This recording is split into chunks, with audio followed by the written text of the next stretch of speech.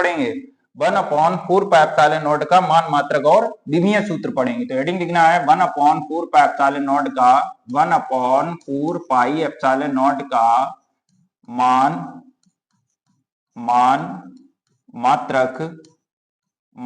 मात्रक तथा विमीय सूत्र। किसका विमीय सूत्र पढ़ना है? 1/4 पाई एप्सिलॉन नॉट का मान मात्रक तथा विमीय सूत्र। देखिए कैसे आएगा इसका मान और मात्रक विमीय सूत्र। सबसे पहली तो चीज इसका हमें मान याद रखना है। सबसे पहले हमें इसका क्या याद रखना है? मान याद रखना है। मान इसका होता है 9 × 10⁹ न्यूटन मीटर स्क्वायर प्रति कूलम स्क्वायर। मान इसका याद रखना है। कितना होता है? इसका मान होता है 1/4 पाई एप्सिलॉन नॉट का मान क्या होता है? इसका मान होता है 1/4 पाई एप्सिलॉन नॉट का मान। इसका मान होता है 9 × 10⁹ न्यूटन मीटर स्क्वायर प्रति कूलम स्क्वायर। ठीक है, 1/4 पाई एप्सिलॉन नॉट का मान क्या होता है? 1/4 पाई एप्सिलॉन नॉट का मान होता है 9 × 10⁹ न्यूटन मीटर स्क्वायर प्रति कूलम स्क्वायर। अब यहां से इसका जो ये मात्रक आया है न्यूटन मीटर स्क्वायर प्रति कूलम स्क्वायर, ये देखेंगे कि ये कहां से आया। देखिए फॉर्मूला हम जानते हैं वैद्युत बल का। किसका फॉर्मूला हमें पता है? वैद्युत बल का। वैद्युत बल का फॉर्मूला होता है F बराबर 1/4 pi epsilon not Q1 Q2 और अपॉन में क्या होता है? R square. ठीक है, अगर हमें 1/4 पाई एप्सिलॉन नॉट का मान और मतलब विमीय सूत्र और जिसका जो है मात्रक निकालना है, तो ये एक तरफ रखो इतनी चीज, बाकी चीजें जो है सब एक तरफ ले आओ। तो R स्क्वायर इधर भाग है इसका R स्क्वायर का, तो F में आएगा तो क्या हो जाएगा? गुणा हो जाएगा। तो यहाँ पे हो जाएगा F R स्क्वायर। ठीक है, और ये Q1 Q2 का इधर जो है क्या नाम गुणा है, ये इधर आ जाएगा, क्या हो जाएगा? भाग हो जाएगा। तो यहाँ पे क्या हो जाएगा? Q1 Q2 और इधर कितना बचेगा? इधर बचेगा 1/4 पाई एप्सिलॉन नॉट। ठीक है, अब इसका अगर हम मात्रक निकालेंगे 1/4 पाई एप्सिलॉन नॉट का, तो इसका मात्रक और विमीय सूत्र इसके मात्रक और विमीय सूत्र के बराबर होगा, क्योंकि ये दोनों चीजें कैसी हैं? बराबर में है। तो यहां से लिखेंगे 1/4 पाई एप्सिलॉन नॉट का 1/4 पाई एप्सिलॉन नॉट का मात्रक। क्या लिखेंगे? इसका मात्रक लिखेंगे। तो मात्रक इसका क्या हो जाएगा? देखो इस पूरे का जो मात्रक होगा वो किसके बराबर होगा? इस पूरे के मात्रक के बराबर होगा। तो F का जो मात्रक होता है वो क्या होता है? न्यूटन। F यहाँ पे बल है और बल का मात्रक क्या होता है? न्यूटन। फिर यहाँ पे R स्क्वायर, R जो है दूरी है, तो दूरी का मात्रक होता है मीटर। तो मीटर का स्क्वायर क्या हो जाएगा? Metre square. तो यहाँ पे हो जाएगा metre square, newton metre square, और अपॉन में क्या हो जाएगा? अपॉन में हो जाएगा यहाँ पे Q1 × Q2। तो Q है आवेश, आवेश का मात्रक क्या होता है? कूलम, और कूलम कितनी बार आएगा? 2 बार आएगा। तो कूलम × कूलम बराबर क्या हो जाएगा? Coulomb square. तो इसका जो विमीय सूत्र आएगा वो मात्रक जो आएगा इसका मात्रक क्या हो जाएगा? न्यूटन मीटर स्क्वायर प्रति कूलम स्क्वायर। ठीक है, दूसरे नंबर पे इसका हमें विमीय सूत्र लिखना है। इसका क्या लिखना है? विमीय सूत्र। तो यहाँ पे सेकंड पॉइंट लिखेंगे 1/4 पाई एप्सिलॉन नॉट का विमीय सूत्र। 1/4 पाई एप्सिलॉन नॉट का विमीय सूत्र। 1/4 पाई एप्सिलॉन नॉट का क्या लिखना है? का विमीय सूत्र। देखो विमीय सूत्र अगर निकालेंगे तो विमीय सूत्र कहां से आएगा इसका? यहाँ पे हमें मालूम है कि 1/4 पाई एप्सिलॉन नॉट किसके बराबर आया है? 1/4 पाई एप्सिलॉन नॉट जो बराबर आया है वो किसके आया? F R स्क्वायर, और अपॉन क्या आया था? Q1 × Q2 के। ठीक है, तो इसका जो विमीय सूत्र होगा वो इस पूरे के विमीय सूत्र के बराबर होगा। यानी कि हमें इसका विमीय सूत्र निकालना है। इधर वाले का हमें क्या निकालना है? विमीय सूत्र। किसका विमीय सूत्र निकालना हमें? F R स्क्वायर अपॉन में क्या है? Q1 Q2 का विमीय सूत्र निकालेंगे। तो इसका विमीय सूत्र क्या हो जाएगा?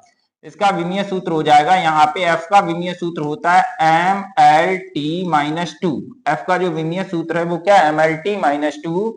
R जो है दूरी है, दूरी के स्क्वायर का विमीय सूत्र क्या हो जाएगा? L2। ठीक है, और अपॉन में आवेश, आवेश का विमीय सूत्र यहाँ पे हो जाएगा, एक आवेश का विमीय सूत्र AT है और दूसरे वाले आवेश का इसका भी विमीय सूत्र क्या हो जाएगा? AT। तो यहाँ पे क्या हो जाएगा? AT और इंटू क्या हो जाएगा? AT। तो यहां से अपॉन में क्या हो जाएगा? A2 और T2 हो जाएगा। अपॉन में क्या हो रहा है? A2 T2। तो यहां से अगर लिखेंगे तो यहाँ पे M ऐसे ही लिखेंगे, M और कहीं पे है नहीं, तो M कहीं पे नहीं है, M एक ही है, M एक लिख दिया है। L यहाँ पे 1 है, L यहाँ पे 2 है, तो L कितने हो जाएंगे? यहाँ पे ML 3 हो जाएगा। ठीक है, ऊपर है टी की पावर -2 और नीचे है टी, एक ये तो टी की पावर +2 है, ये ऊपर जाएगा किसका हो जाएगा, माइनस का हो जाएगा, तो टी की पावर -2 और ये वाला भी हो जाएगा ऊपर, तो क्या हो जाएगा, टी की पावर -4। तो यहाँ पे हो जाएगा टी की पावर -4। ठीक, अब ए बचा है ए की पावर 2 अपॉन में ए ऊपर जाएगा तो क्या हो जाएगा, ए की पावर हो जाएगा यहाँ पे -2। तो 1/4 पाई एप्सिलॉन नॉट का जो विमीय सूत्र होगा वो कितना हो जाएगा, ml3t-4 a-2 और इसका जो मात्रक होगा वो मात्रक क्या हो जाएगा, न्यूटन मीटर स्क्वायर प्रति कूलम स्क्वायर। दूसरे नंबर पे इस वाले फार्मूले में हमें एक चीज और देखने को मिली है, यहाँ पे एप्सिलॉन नॉट है, ठीक है, यहाँ पे क्या एप्सिलॉन नॉट, तो एप्सिलॉन नॉट जो होता है इसे बोला जाता है वायु या निर्वात की वैद्युतशीलता। एप्सिलॉन नॉट को क्या बोला जाता है, एप्सिलॉन नॉट को बोला जाता है वायु या निर्वात की वैद्युतशीलता। तो यहाँ पे हम वायु या निर्वात की वैद्युतशीलता का हम मात्रक पढ़ेंगे और इसका विमीय सूत्र निकालेंगे कितना होता है। तो अगला यहाँ पे पॉइंट लिखना है, एप्सिलॉन नॉट यानी कि वायु या निर्वात की वैद्युतशीलता का, वायु या निर्वात की वैद्युतशीलता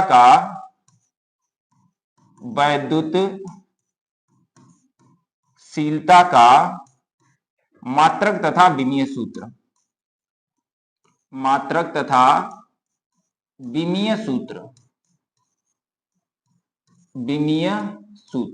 किसका मात्रक और विमीय सूत्र लिखेंगे हम, वायु या निर्वात की वैद्युतशीलता का मात्रक तथा विमीय सूत्र। और वायु या निर्वात की वैद्युतशीलता हम किससे प्रस्तुत करते हैं, एप्सिलॉन नॉट से, ठीक है। तो यहाँ पे सबसे पहले तो हम देखेंगे कि ये वायु या निर्वात की वैद्युतशीलता किस फार्मूले में आती है, ये आती है विद्युत बल वाले फार्मूले में। तो यहाँ से यही लिखेंगे, हम जानते हैं कि F जो होता है वो क्या होता है, 1/4 पाई एप्सिलॉन नॉट और यहाँ पे क्या होता है Q1 Q2 upon R square.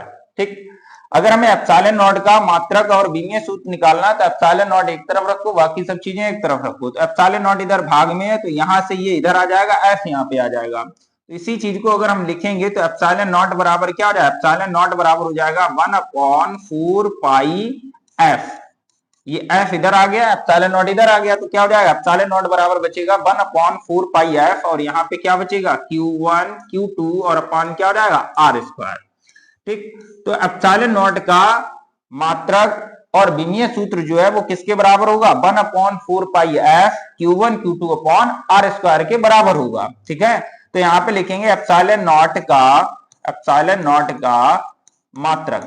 सबसे पहले क्या निकालेंगे, एप्सिलॉन नॉट का मात्रक निकालेंगे। तो एप्सिलॉन नॉट का अगर हम मात्रक निकालेंगे तो एप्सिलॉन नॉट का मात्रक क्या हो जाएगा, यहाँ से देखो इस वाले के मात्रक के बराबर होगा। तो यहाँ पे Q है, यहाँ पे Q है, तो Q का मात्रक क्या हो जाएगा, कूलम, और इस वाले का क्या हो जाएगा, कूलम। तो कूलम इंटू कूलम 2 बार हो जाएगा तो कूलम स्क्वायर हो जाएगा। क्या हो जाएगा यहाँ पे, कूलम स्क्वायर। अपॉन में 1/4 पाई है, तो 4 पाई जो है ये नियतांक है, इसका कोई मात्रक और विमीय सूत्र नहीं होता। तो यहाँ पे जो F लिखा है, F का जो मात्रक होगा वो क्या होगा, कूलम। वो F का जो मात्रक होगा वो क्या होगा, न्यूटन। ये बल है और बल का मात्रक क्या हो जाएगा, न्यूटन। और अपॉन में R स्क्वायर है, दूरी का मात्रक क्या होता है, मीटर। तो यहाँ पे क्या हो जाएगा, मीटर स्क्वायर। ठीक है, तो एप्सिलॉन नॉट का जो मात्रक होगा वो क्या होगा, इसका मात्रक होगा कूलम स्क्वायर प्रति न्यूटन मीटर स्क्वायर। क्या होगा इसका, कूलम स्क्वायर प्रति न्यूटन मीटर स्क्वायर। ठीक है, अब दूसरे नंबर पे इसका विमीय सूत्र निकालना है। इसका क्या निकालना है, विमीय सूत्र। तो यहाँ पे लिखेंगे एप्सिलॉन नॉट का विमीय सूत्र। एप्सिलॉन नॉट का क्या लिखेंगे, विमीय सूत्र। देखो इधर जब एप्सिलॉन नॉट का विमीय सूत्र लिखेंगे तो इसी फार्मूले से निकालेंगे एप्सिलॉन नॉट का विमीय सूत्र। एप्सिलॉन नॉट का जो मात्रक होगा वो इसके बराबर होगा, एप्सिलॉन नॉट का जो विमीय सूत्र होगा वो भी इसके बराबर होगा। तो यहाँ से लिखेंगे, सबसे पहले आवेश है तो आवेश का जो विमीय सूत्र है वो क्या होता है, AT। आवेश का जो विमीय सूत्र है वो क्या होता है, AT। तो यहाँ पे क्या लिखेंगे, AT। तो Q1 का जो विमीय सूत्र होगा वो क्या हो जाएगा, AT। दूसरे नंबर पे फिर है विमीय सूत्र आवेश का, तो यहाँ पे क्या हो जाएगा, AT। तो AT कितनी बार हो जाएगा, 2 बार हो जाएगा AT। इसके बाद यहाँ पे बल है, इसका जो होगा नहीं कोई मात्रक और विमीय सूत्र। बल का जो मात्रक विमीय सूत्र होता है वो क्या है, mLT-2। तो यहाँ पे बल का विमीय सूत्र लिखेंगे। दूसरे नंबर पे यहाँ पे R है, दूरी का विमीय सूत्र L होता है, तो यहाँ पे R स्क्वायर है, तो क्या हो जाएगा यहाँ पे L2। ठीक है, अब यहाँ पे इसको हल करेंगे तो m जो है ऊपर जाएगा, m नीचे है तो m कहां पे जाएगा, सबसे ऊपर जाएगा। द्विमीय सूत्र में m हम सबसे पहले लिखते हैं, तो m जो है सबसे ऊपर जाएगा, m कहीं पे है नहीं तो m सिर्फ एक ही है यहाँ पे, तो m की पावर एक है, ये ऊपर जाएगा, क्या हो जाएगा -1, तो m की पावर हो जाएगा यहाँ पे -1, m की पावर कितना हो जाएगा -1। अब l लिखते हैं इसके बाद, तो l की पावर 2 है, l की पावर 1 ये है, तो l की पावर क्या हो जाएगी 3 अपॉन में l की पावर 3 जो है प्लस की है, ऊपर जाएगा किसका हो जाएगा माइनस का, तो यहाँ पे हो जाएगा ml की पावर 3। इसके बाद हम t लिखेंगे, तो t की पावर ये एक है, एक ये है, तो क्या हो जाएगा t की पावर हो जाएगा, t की पावर -2 यहाँ पे है और यहाँ पे प्लस का है 2, ऊपर 2 प्लस का है, एक ये और एक ये, और नीचे -2 है, तो ये -2 ऊपर जाए तो टोटल कितना हो जाएगा, ऊपर प्लस का हो जाएगा जाके, तो यहाँ पे हो जाएगा टी की पावर प्लस का, ऊपर पहले से ही लिखा है, 2 और हो जाएगा तो टी की पावर 4 हो जाएगा। अब ए लिखना है, एक ए ये है, एक ए ये है, तो ए कितनी हो जाएगी 2, तो यहाँ पे हो जाएगा ए की पावर 2। तो इसका जो विमीय सूत्र होगा वो इसका विमीय सूत्र कितना आएगा निकल के m-1 l-3 होगा, l ये ऊपर जाएगा किसका हो जाएगा माइनस का, तो l-3 ml-3t4a2, ठीक है। इसे बोला जाता है वाई या निर्वात की बद्धशीलता। और मान तो पता ही होगा आप लोगों को, एप्सिलॉन नॉट का जो मान होता है, एप्सिलॉन नॉट का मान, ये मान होता है 8.85 इंटू 10⁻⁻12 मात्रक, अभी हमने लिखा है कूलाम स्क्वायर प्रति न्यूटन मीटर स्क्वायर, ठीक है। तो एप्सिलॉन नॉट का मान भी याद रखना है हमें, मात्रक भी याद रखना है और इसका विमीय सूत्र भी याद रखना है। एप्सिलॉन नॉट का मान क्या है 8.85 इंटू 10⁻⁻12 और मात्रक क्या है कूलाम स्क्वायर प्रति न्यूटन मीटर स्क्वायर। विमीय सूत्र क्या है m-1 l-3 t4a2, ठीक है। ये तो इनका मात्रक और विमीय सूत्र की बात हो गई है। अब हम नई चीज यहाँ पे पढ़ेंगे जो है वैद्युत क्षेत्र। कौन सा क्षेत्र पढ़ेंगे, वैद्युत क्षेत्र, ठीक है। तो अगला पॉइंट हमें लिखेंगे यहाँ पे वैद्युत क्षेत्र, वैद्युत क्षेत्र पढ़ेंगे। वैद्युत क्षेत्र के बाद हम वैद्युत क्षेत्र की तीव्रता पढ़ेंगे, वैद्युत क्षेत्र की तीव्रता के बाद हम पढ़ेंगे वैद्युत बिंदु आवेश के कारण वैद्युत क्षेत्र की तीव्रता, फिर हम पढ़ेंगे वैद्युत बल रेखाएं। तो सबसे पहले हम वैद्युत क्षेत्र पढ़ेंगे। कौन सा क्षेत्र पढ़ेंगे, वैद्युत क्षेत्र पढ़ेंगे। देखो इधर वैद्युत क्षेत्र क्या है, जैसे यहाँ पे कोई आवेश रखा हुआ है, यहाँ पे क्या रखा हुआ है, आवेश यहाँ पे रखा हुआ है। आवेश को हम किससे प्रस्तुत करते हैं, क्यू से। तो ये जो आवेश रखा हुआ है, इस आवेश के चारों ओर एक निश्चित क्षेत्र होता है, समझ में आया। कोई भी आवेश है, उस आवेश के चारों ओर एक निश्चित क्षेत्र होता है, जिस निश्चित क्षेत्र में कोई दूसरा आवेश आएगा, उस दूसरे आवेश पर वैद्युत बल लगेगा। समझ में आया कि नहीं आया। यानी कि किसी आवेश के चारों ओर का, किसके चारों ओर का, किसी आवेश के चारों ओर का वह निश्चित क्षेत्र जिसमें कोई अन्य आवेश जो है वैद्युत बल का अनुभव करता है, ये वाला क्षेत्र कौन सा क्षेत्र बोला जाता है, वैद्युत क्षेत्र कहलाता है। जैसे कि यहाँ पे कोई आवेश रखा हुआ है, ये एक आवेश ये है, एक आवेश ये है, ठीक है। और ये आवेश जो है अभी ये दूर रखा हुआ है, आवेश अभी आवेश कहाँ पे रखा हुआ है, दूर रखा हुआ है। तो हमने बताया था आवेश एक दूसरे पर बल लगाते हैं, जिस बल को क्या बोला जाता है, वैद्युत बल बोलते हैं। कूलाम के नियम से उस बल का फार्मूला भी आया था 1/4πε0 q1 q2/r²। तो यहाँ पे जो आवेश क्यों रखा है, एक आवेश ये रखा है, ये आवेश इस आवेश से बहुत दूर रखा हुआ है, समझ में आया। तो इस आवेश पर अभी नहीं बल लग रहा है, इस आवेश पर अभी बल नहीं लग रहा है। जब इस आवेश को हम इस आवेश के पास में लाते हैं, इस आवेश को हम कहां पे लाते हैं, इस आवेश के पास में लाते हैं। जैसे ही इस आवेश के पास में लाते हैं, वैसे ही इस आवेश पर क्या लगने लगता है, वैद्युत बल लगता है, ठीक है।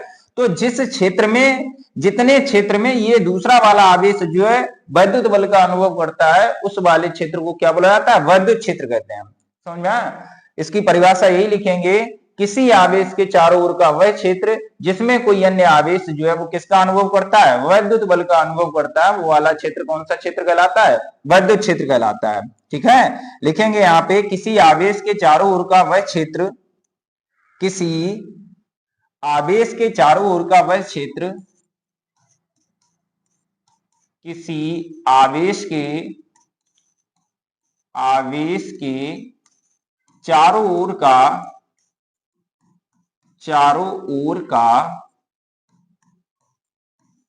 वह क्षेत्र, किसी आवेश के चारों ओर का वह क्षेत्र जिसमें कोई अन्य आवेश जिसमें कोई अन्य आवेश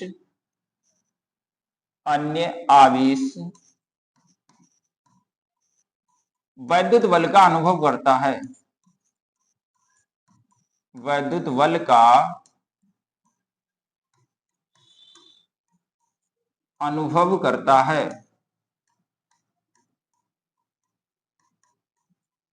वैद्युत क्षेत्र कहलाता है, वैद्युत क्षेत्र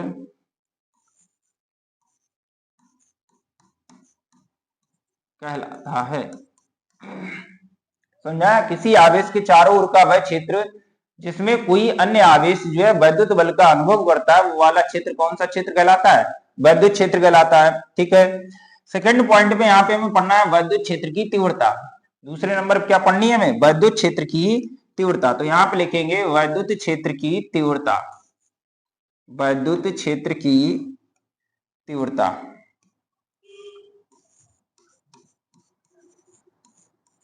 वैद्युत क्षेत्र की तीव्रता। देखो इधर वैद्युत क्षेत्र की तीव्रता क्या है, कौन सी तीव्रता पढ़ेंगे हम? वैद्युत क्षेत्र की तीव्रता। देखो क्या है वैद्युत क्षेत्र की तीव्रता। देखो ये हमने मान लिया है कोई वैद्युत क्षेत्र है, यहाँ पे हमने क्या मान लिया है? कोई वैद्युत क्षेत्र है। ठीक है, ये यहाँ पे हमने कौन सा क्षेत्र माना है? वैद्युत क्षेत्र माना है। और ये वैद्युत क्षेत्र किसके कारण उत्पन्न हुआ है? आवेश के कारण उत्पन्न हुआ है। तो यहाँ पे वैद्युत क्षेत्र हो गया। ठीक है, अब यहाँ पे कोई आवेश रखा हुआ है, यहाँ पे क्या रखा हुआ है? कोई आवेश रखा हुआ है। और जो हम आवेश मानते हैं अपनी तरफ से उसे बुलाया था परीक्षण आवेश। उसे कौन सा आवेश बुलाया था? परीक्षण आवेश। तो इसके सफिक्स में नॉट लिख देते हैं, जीरो टाइप का बना देते हैं, सफिक्स में इसे पढ़ा जाएगा क्यू नॉट। ये क्यू नॉट हमने क्यों मान लिया? क्योंकि ये मान रहे हैं, ऑब्जर्व कर रहे हैं, इस वजह से ओ टाइप का बना दिया। समझ में आया? तो हमने माना है, इस वजह से इसे बोला जाएगा परीक्षण आवेश। ठीक है, परीक्षण करने के लिए माना है। तो ये आवेश रखा हुआ है, और इस आवेश को जब हम वैद्युत क्षेत्र के अंदर लाएंगे, इस आवेश को हम किसके अंदर लाएंगे? इस आवेश को हम यहां से उठा के जो है हम कहां पे ला रहे हैं? वैद्युत क्षेत्र में ला रहे हैं। समझ में आया? तो जैसे ही ये आवेश वैद्युत क्षेत्र के अंदर आएगा, ये आवेश किसके अंदर आएगा? वैद्युत क्षेत्र के अंदर आएगा, वैसे ही इस आवेश पर एक बल लगेगा, वैसे ही इस आवेश पर क्या लगेगा? एक वैद्युत बल लगेगा। इस वैद्युत क्षेत्र के कारण, किसके कारण? इस वैद्युत क्षेत्र के कारण जैसे ही ये आवेश जो है वैद्युत क्षेत्र के अंदर आएगा, वैसे ही इस वैद्युत क्षेत्र के कारण इस आवेश पर एक वैद्युत बल लगेगा। हमने मान लिया वो वैद्युत बल कितना लग रहा है? F लग रहा है। ठीक है, तो बस यहाँ पे जो इस पर बल लगेगा वो बल और ये जो आवेश है इसका अनुपात, ये बोला जाता है वैद्युत क्षेत्र की तीव्रता। और इस वैद्युत क्षेत्र की तीव्रता को हम प्रदर्शित करते हैं ई से। वैद्युत क्षेत्र की तीव्रता किससे प्रदर्शित करते हैं? वैद्युत क्षेत्र की तीव्रता को हम प्रदर्शित करते हैं ई से। समझ में आया? तो इसकी परिभाषा कैसे लिखेंगे? धन परीक्षण आवेश को, धन परीक्षण आवेश को वैद्युत क्षेत्र के अंदर जब लाते हैं तो उस पर लगने वाला वैद्युत बल F तथा उस आवेश का अनुपात क्या कहलाता है? वैद्युत क्षेत्र की तीव्रता कहलाता है। ठीक है, या हम ऐसे बोल सकते हैं इस धन परीक्षण आवेश को हम एक मान लें, इस धन परीक्षण आवेश को हम कितना मान लें? एक मान लें। तो यहाँ पे जो E लगेगा वो E किसके बराबर हो जाएगा? E बराबर हो जाएगा यहाँ पे F के। समझ में आया? तो अगर हम यहाँ पे एक मान रहे हैं तो परिभाषा ऐसे लिख देंगे, एकांक धन परीक्षण आवेश पर, अगर इसको हम एक मान लें तो एकांक धन परीक्षण आवेश पर लगने वाला वैद्युत बल, एकांक धन परीक्षण आवेश पर लगने वाला वैद्युत बल ही क्या बोला जाता है? वैद्युत क्षेत्र की तीव्रता कहलाता है। समझ में आया? अगर हम एकांक मानेंगे तो अनुपात नहीं बोलेंगे, तो यही चीज लिख देंगे, एकांक धन परीक्षण आवेश पर, एकांक धन परीक्षण आवेश पर, एकांक धन परीक्षण आवेश पर, एकांक धन परीक्षण आवेश पर लगने वाला वैद्युत बल, लगने वाला वैद्युत बल, एकांक धन परीक्षण आवेश पर लगने वाला वैद्युत बल वैद्युत क्षेत्र की तीव्रता कहलाता है, वैद्युत क्षेत्र की तीव्रता कहलाता है।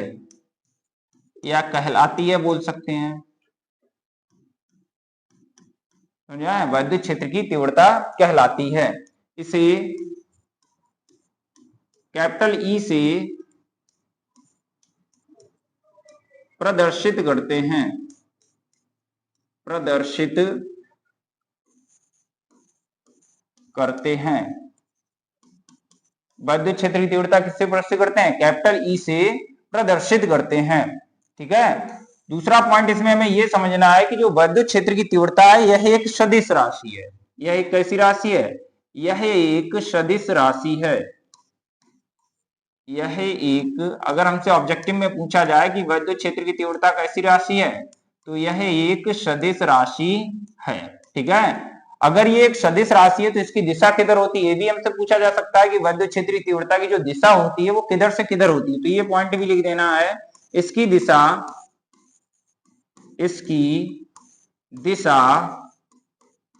धनावेश से दूर,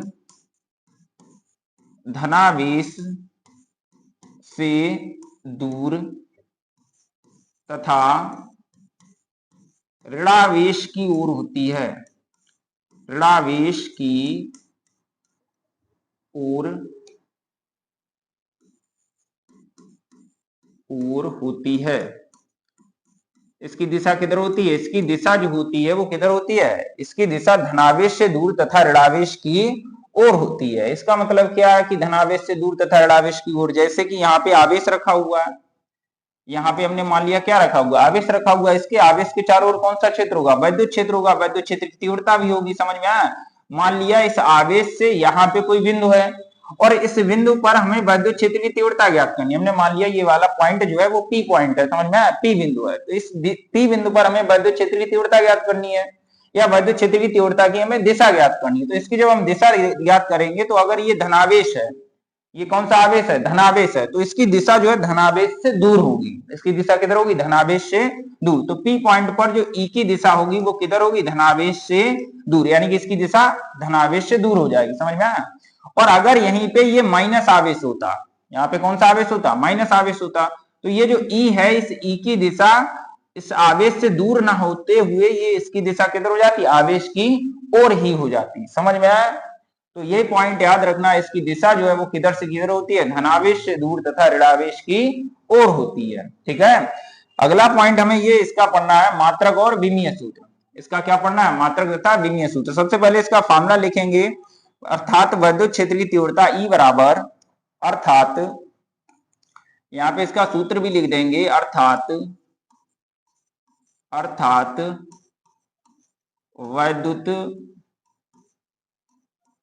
क्षेत्र की तीव्रता किससे प्रदर्शित करते हैं? ई से, और ई बराबर क्या हो जाएगा?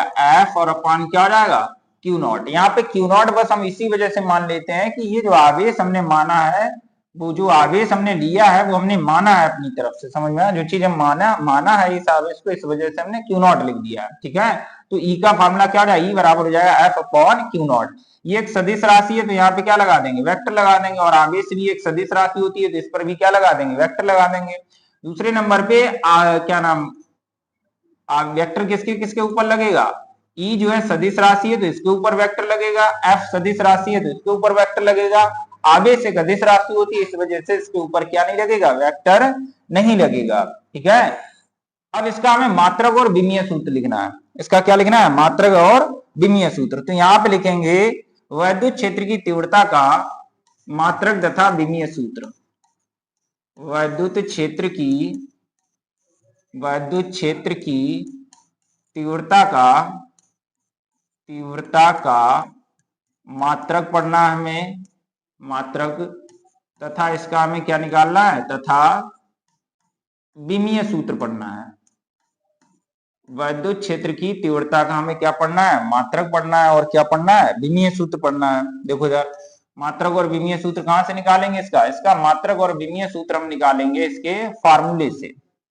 इसका मात्रक और विमीय सूत्र कहां से निकालेंगे? इसका मात्रक और विमीय सूत्र इसके फार्मूले से निकालेंगे। हम जानते हैं ई बराबर क्या होता है? ई बराबर होता है एफ अपॉन क्यू नॉट।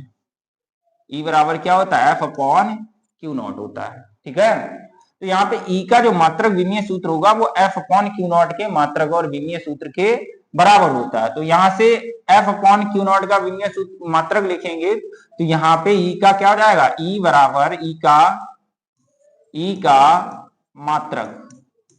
का मात्रक बराबर क्या हो जाएगा, एफ का मात्रक क्या हो जाएगा न्यूटन, एफ का मात्रक क्या हो जाएगा न्यूटन अपॉन में आवेश है और आवेश का मात्रक क्या हो जाएगा कूलम,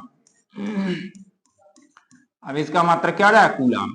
तो ई का जो मात्रक होगा वो क्या हो जाएगा, इसका मात्रक हो जाएगा न्यूटन प्रति कूलम। ठीक, एक फार्मूला और हम आगे पढ़ेंगे चैप्टर में, ई का ई बराबर एक और फार्मूला आगे आएगा, ई बराबर बी अपॉन डी। इस वाले फार्मूले से अगर इसका मात्रक और विमीय सूत्र निकालेंगे तो विमीय सूत्र तो सेम हो जाएगा, मात्रक थोड़ा सा बदल जाएगा। तो यहां से अगर इसका मात्रक निकालेंगे, v जो है विभवांतर है और इसका मात्रक होता है वोल्ट, इसका मात्रक क्या होता है, इसका मात्रक होता है वोल्ट, और d जो है ये दूरी है तो इसका मात्रक क्या हो जाएगा मीटर। तो इसके दो मात्रक हो जाएंगे, एक कौन सा हो जाएगा, एक हो जाएगा कूलाम प्रति एक हो जाएगा न्यूटन प्रति कूलाम और दूसरा क्या हो जाएगा वोल्ट प्रति मीटर।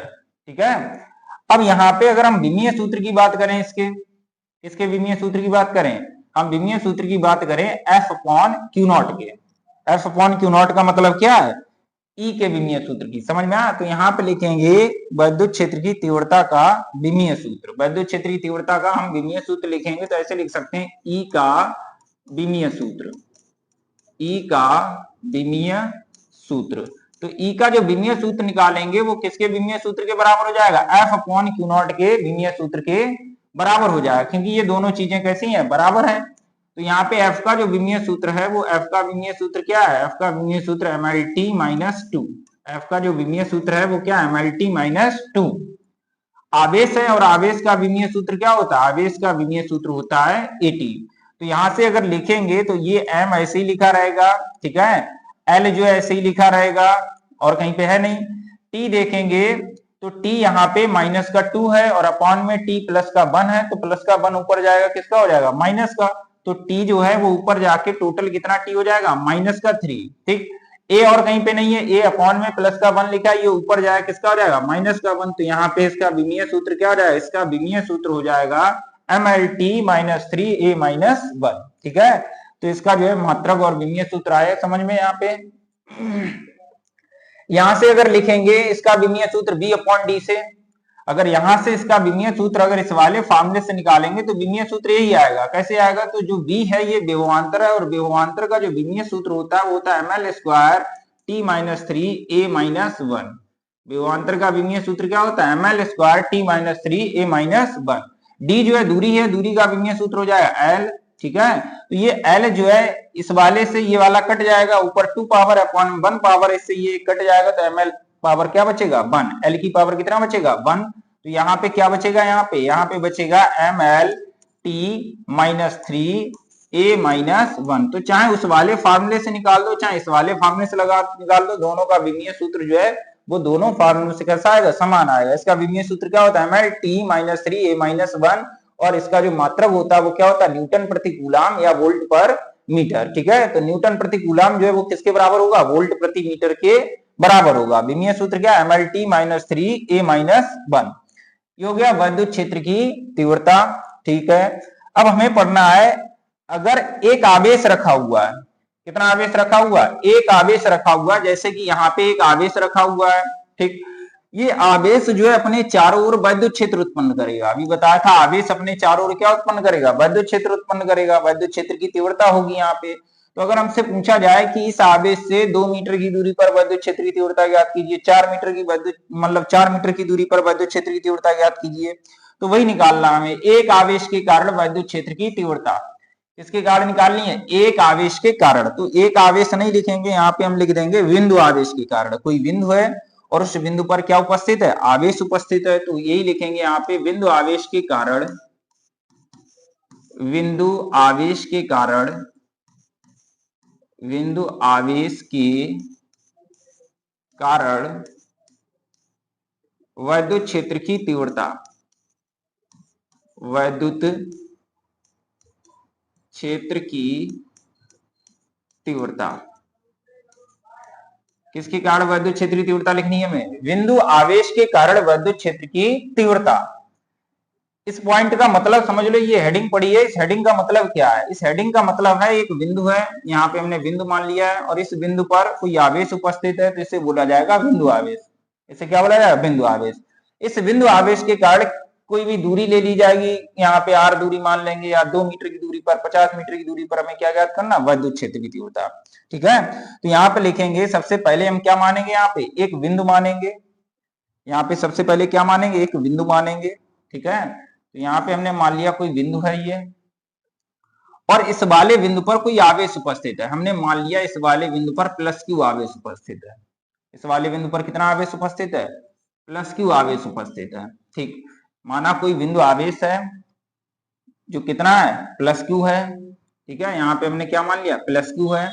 अब ये अपने चारों ओर आवेश, वैद्युत क्षेत्र की तीव्रता उत्पन्न करेगा ये आवेश। तो हमें मान लिया है कि इस आवेश से r दूरी पर, इस आवेश से कितनी दूरी पर? r दूरी पर यहाँ पे कोई बिंदु P है। इस बिंदु P पर हमें क्या ज्ञात करनी है? वैद्युत क्षेत्र की तीव्रता ज्ञात करनी है। इस वाले बिंदु P पर हमें क्या ज्ञात करनी है? वैद्युत क्षेत्र की तीव्रता ज्ञात करनी है। समझा? और वैद्युत क्षेत्र की तीव्रता का हमने फॉर्मूला अभी बताया, E बराबर क्या होता है? E बराबर होता है F/Q0। E बराबर क्या होता है? F/Q0। तो हमें E ज्ञात करने के लिए एक तो F का मान पता हो और एक किसका मान पता हो? Q0 का मान पता हो। और F का हमने फॉर्मूला बताया था, F बराबर होता है 1/4πε0 Q1 Q2 अपॉन r²। तो जब भी हम E निकालेंगे, E के लिए हमें F की जरूरत होगी, तो F के लिए हमें कितने आवेशों की जरूरत होगी? 2 आवेशों की जरूरत होगी। हमारे पास आवेश सिर्फ कितना है? एक आवेश है। जब एक आवेश है तो हमें एक आवेश क्या करना है? मानना है। एक आवेश हम क्या करेंगे? मानेंगे। तो इस वाले बिंदु P पर हम एक आवेश मान लेंगे, और जो हम आवेश मानते हैं वो हमेशा प्लस मानेंगे। कैसा मानेंगे? प्लस, जिसे बोला जाता है परीक्षण आवेश। कौन सा आवेश बोला जाता है? धन परीक्षण आवेश। और जो हम मानते हैं तो वहां पे सफिक्स में क्या लगा देते हैं? Q0। और ये हमेशा जो माना हुआ आवेश जो है वो कैसा लिया जाएगा? प्लस में। समझ में आया कि नहीं आया? अब यहाँ पे जो चीज हमने लिखी है या जो चीज हमने बनाई है, इसके बारे में हम थोड़ा सा लिख देंगे। ठीक है, इसके बाद हम डेरिवेशन करेंगे। तो हमने क्या माना है? सबसे पहले माना है, माना कोई बिंदु आवेश, क्या माना है? माना, ये वाला है बिंदु आवेश, माना कोई बिंदु आवेश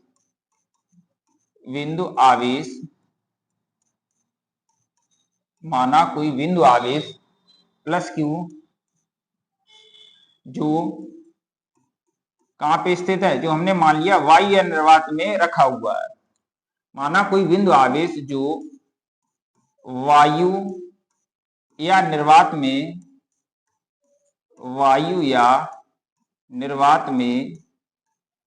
रखा हुआ है। माना कोई आवेश जो वायु या निर्वात में रखा हुआ है, जिससे स्मॉल r दूरी पर कोई बिंदु P है, जिससे स्मॉल r दूरी पर कोई बिंदु P है,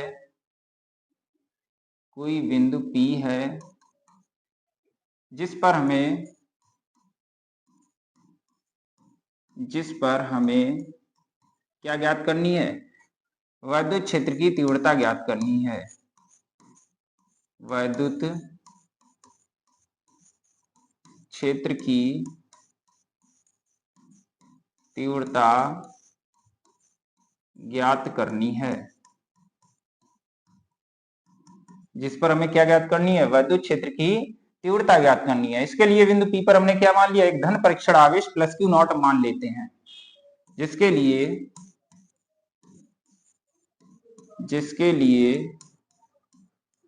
बिंदु P पर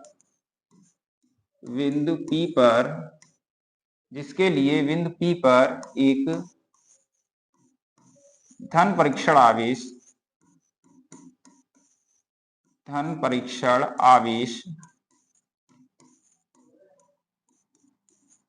धन परीक्षण आवेश +Q0 मान लेते हैं, जिसके लिए बिंदु P पर एक क्या मान लेते हैं? धन परीक्षण आवेश मान लेते हैं। जो चीज हमने यहाँ पे माना है वो चीज लिख दी है यहाँ पे।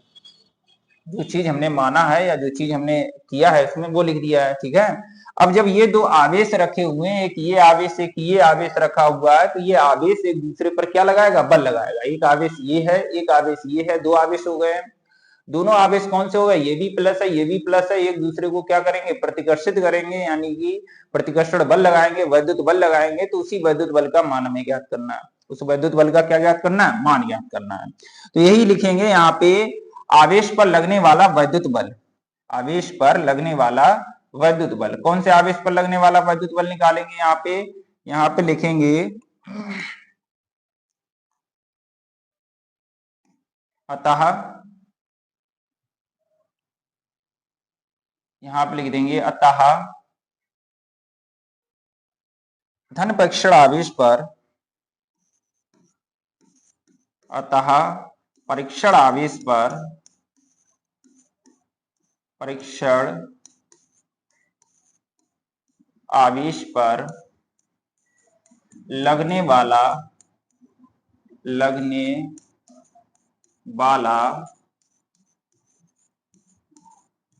वैद्युत बल, परीक्षण आवेश पर लगने वाला क्या निकालेंगे, वैद्युत बल। और वैद्युत बल हमने बताया था कूलाम के नियम में क्या होता है, F बराबर 1/4 पाई एप्सिलॉन नॉट। यहाँ पे क्या हो जाएगा, Q1 Q2 और अपान में दोनों आवेशों के बीच की दूरी का वर्ग।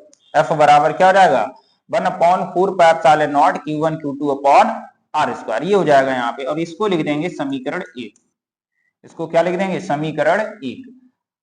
अब यहाँ पे हमें बल नहीं निकालना है, हमें क्या निकालनी है, वैद्युत क्षेत्र की तीव्रता।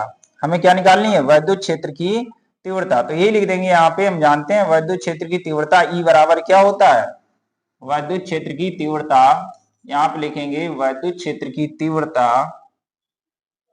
E बराबर, वैद्युत क्षेत्र की तीव्रता E बराबर, हम जानते हैं वैद्युत क्षेत्र की तीव्रता E बराबर क्या होता है, F upon Q not. E बराबर क्या होता है, F अपॉन क्यू नॉट। तो बस जो है समीकरण 1 से F का मान रख देंगे, यहाँ पे ऐसे लिख देंगे, समीकरण 1 से किसका मान रखने पर, F का मान रखने पर। इस E के फार्मूले में समीकरण 1 से किसका मान रख देंगे, F का मान रख देंगे। F का क्या रख देंगे, यहाँ पे F का मान रख देंगे, समीकरण 1 से F का मान रखने पर। जब यहाँ पे समीकरण 1 से F का मान रखेंगे तब E बराबर क्या हो जाएगा, E बराबर F का जो मान समीकरण 1 में दिया गया है वो कितना दिया गया, F का मान 1/4 pi epsilon not Q1 Q2 upon R square. और जो Q2 का मान दिया गया है, यहाँ पे एक चीज और देख लेंगे, Q1 का मान कितना है, Q है, Q1 का मान कितना है, Q है। और Q2 का जो मान दिया गया वो Q2 का मान है Q नॉट, Q2 का मान कितना है, Q नॉट है। यही लिख देंगे F E बराबर F का मान रखेंगे क्या हो जाएगा, 1/4 pi epsilon not Q not और अपॉन में क्या है, R स्क्वायर। और अपॉन में क्या है, ये तो F का मान रखता है और अपॉन में हो जाएगा Q नॉट, अपॉन में क्या हो जाएगा, Q नॉट। इस वाले Q नॉट से ये वाला Q नॉट कट जाएगा, तो यहाँ पे E बराबर क्या बचेगा, E बराबर बचेगा 1/4 pi epsilon not Q upon R square. 1/4 pi epsilon not क्या बचेगा, Q अपॉन R स्क्वायर। तो यहाँ पे जो आवेश Q रखा था, इस आवेश Q से बिंदु P पर जो वैद्युत क्षेत्र उत्पन्न होगा, उस वैद्युत क्षेत्र का जो फॉर्मूला आएगा वो क्या आएगा, E बराबर 1/4 pi epsilon not Q upon R square. यहाँ पे हमें मालूम है 1/4 पाई एप्सिलॉन नॉट का मान क्या होता है, 9 × 10⁹। अब यहाँ पे अगर ये प्लस आवेश है तो यहाँ पे जो वैद्युत क्षेत्र की तीव्रता उत्पन्न होगी उस E की दिशा जो है प्लस से दूर होगी। अगर प्लस है तो क्या होगी, इसकी दिशा प्लस से दूर इस तरफ हो जाएगी, P पॉइंट की तरफ, ठीक है। और अगर यहाँ पे ये आवेश माइनस होता तो इस माइनस की जो दिशा होती है वो किधर हो जाती है, माइनस की ओर, तो इस आवेश की ओर हो जाती है, ये हो जाएगा यहाँ पे, ठीक है। अगर ये आवेश जो है रखे हुए हैं वायु या निर्वात में ना रखे होके किसी माध्यम में रखे हुए हैं, ये आवेश जो है किस में रखे हुए हैं, किसी माध्यम में रखे हुए हैं, यही लिख देंगे यहाँ पे अगला पॉइंट। यदि आवेश किसी माध्यम में रखे हुए हैं, यदि आवेश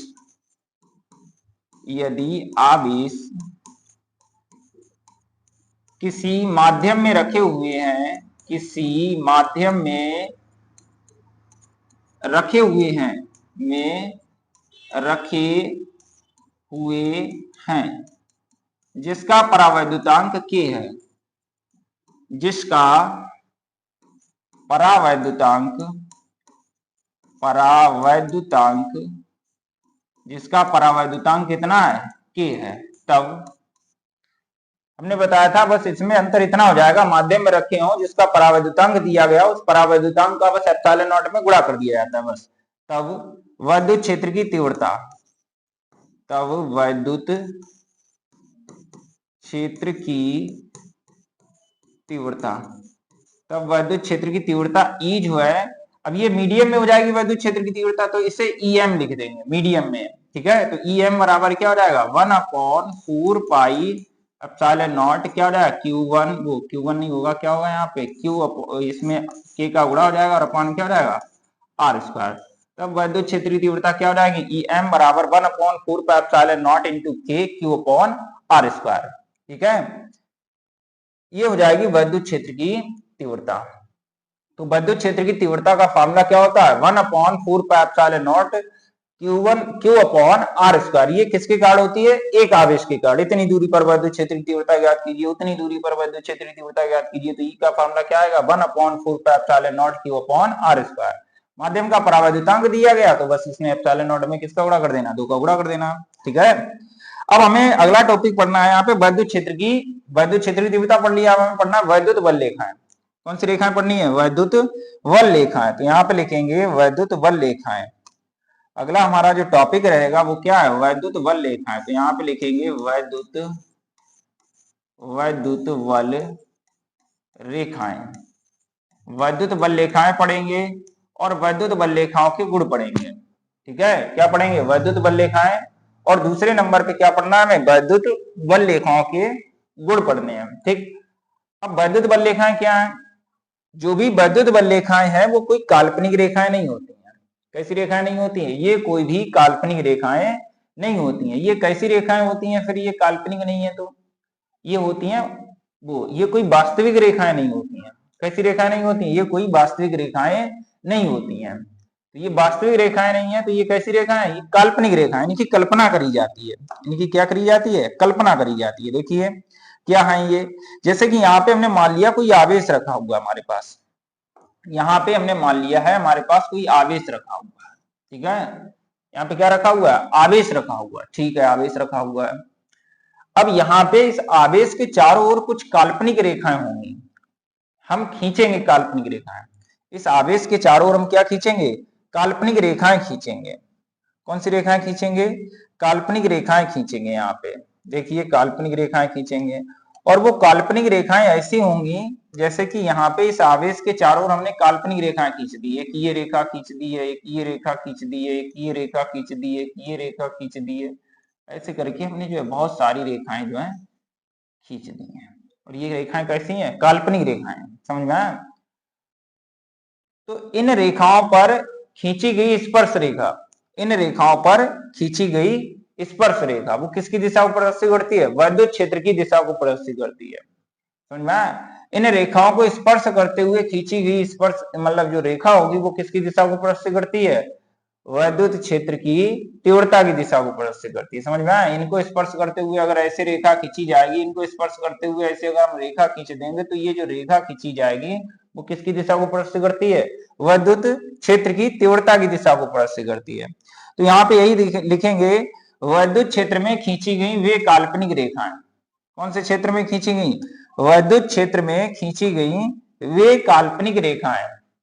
ऐसे लिखेंगे, वैद्युत क्षेत्र में खींची गई वे काल्पनिक रेखाएं जिन पर खींची गई स्पर्श रेखा, जिन पर क्या खींची गई, जिन पर खींची गई स्पर्श रेखा। ऐसे लिखेंगे, वैद्युत क्षेत्र में खींची गई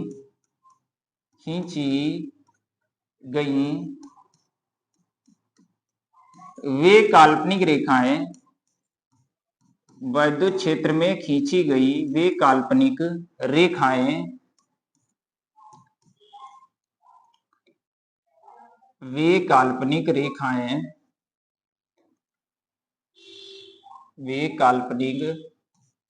रेखाएं जिन पर खींची गई स्पर्श रेखा जिन पर खींची गई स्पर्श रेखा वैद्युत क्षेत्र की दिशा को प्रदर्शित करती है। वैद्युत क्षेत्र की दिशा को प्रदर्शित करती है।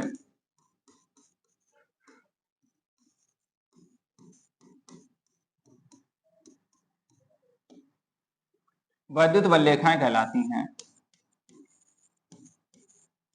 वैद्युत बल रेखाएं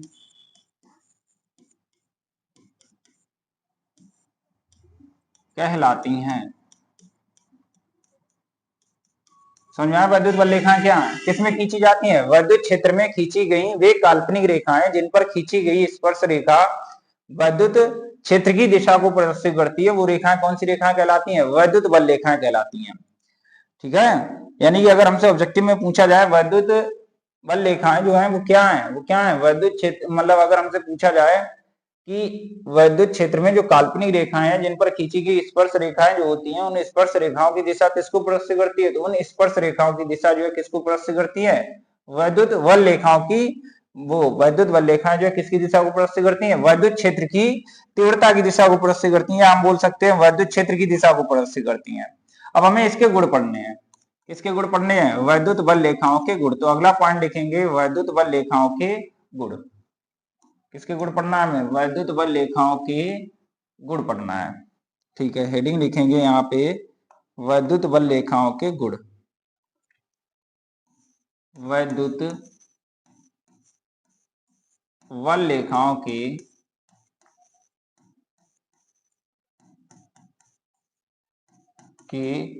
गुण। किसके गुण पढ़ना है? वैद्युत बल रेखाओं के गुण। इसमें लिखेंगे वैद्युत बल रेखाओं के निम्न गुण हैं।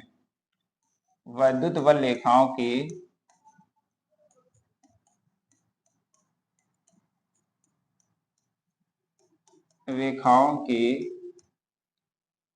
निम्न गुण हैं।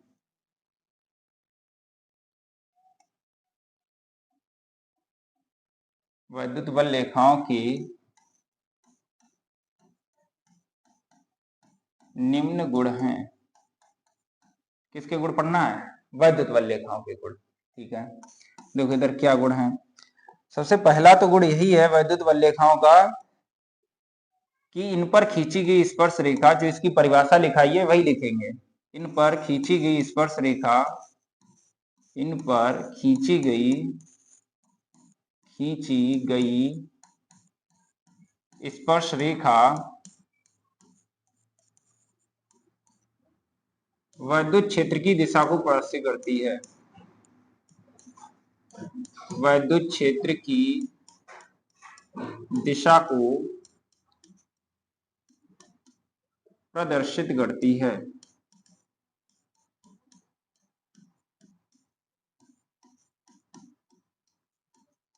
इन पर खींची गई स्पर्श रेखा किसको प्रदर्शित करती है? वैद्युत क्षेत्र की दिशा को प्रदर्शित करती है। दूसरा ये हो जाएगा, ये कभी भी एक दूसरे को नहीं काटती हैं। ये कभी भी एक दूसरे को नहीं काटती हैं।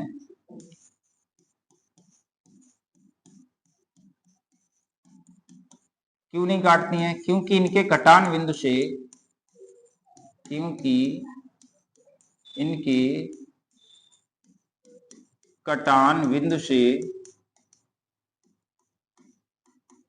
इनके कटान बिंदु से दो स्पर्श रेखाएं खींची जा सकती हैं। दो स्पर्श रेखाएं खींची जा सकती हैं।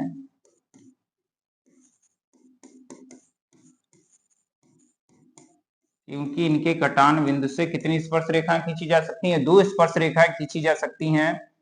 तो दो स्पर्श रेखाएं खींची जा सकती हैं उस बिंदु से, तो उस बिंदु पर दो स्पर्श रेखाएं जो है वैद्युत क्षेत्र की कितनी दिशाएं प्रदर्शित करेंगी? दो दिशाएं प्रदर्शित करेंगी, खींची जा सकती हैं।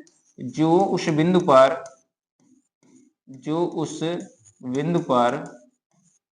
वैद्युत क्षेत्र की दो दिशाओं को प्रदर्शित करती हैं। जो उस बिंदु पर वैद्युत क्षेत्र की दो दिशाओं को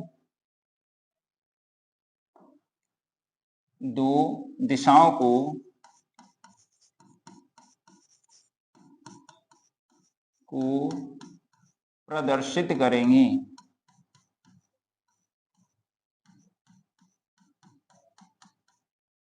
जो कि असंभव है,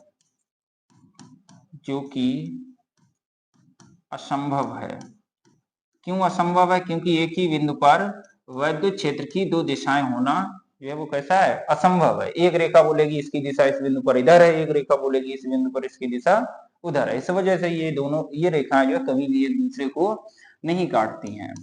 अगला पॉइंट लिखेंगे, जिन बिंदुओं पर वैद्युत बल रेखाएं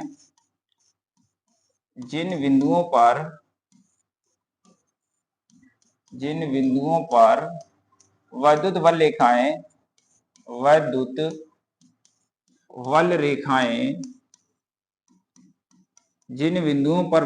रेखाएं पास पास होती हैं, वहां पर प्रबल वैद्युत क्षेत्र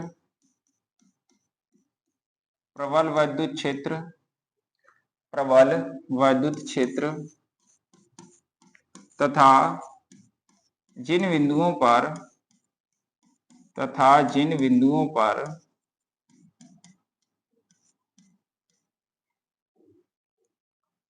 दूर दूर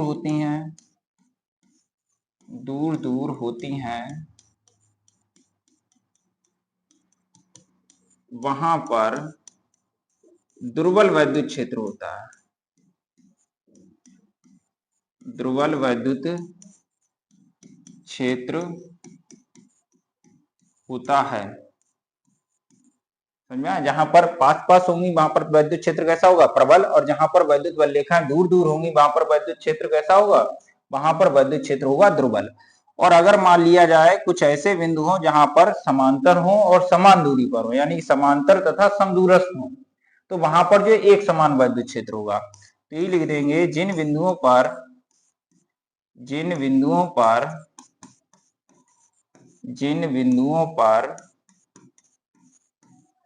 वैद्युत बल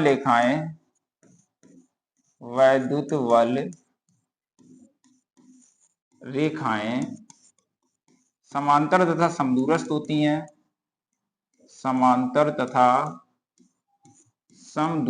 समदूरस्थ का मतलब है समान दूरी पर, समदूरस्थ होती हैं,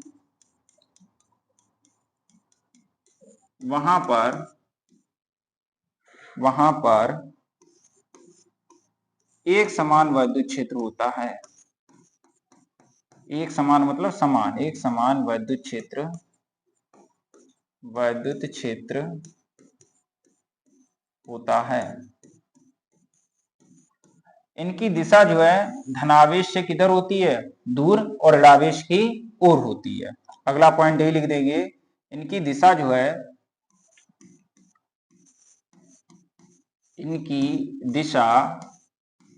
इनकी मतलब किनकी? वैद्युत क्षेत्र, वैद्युत बल रेखाओं की दिशा, इनकी दिशा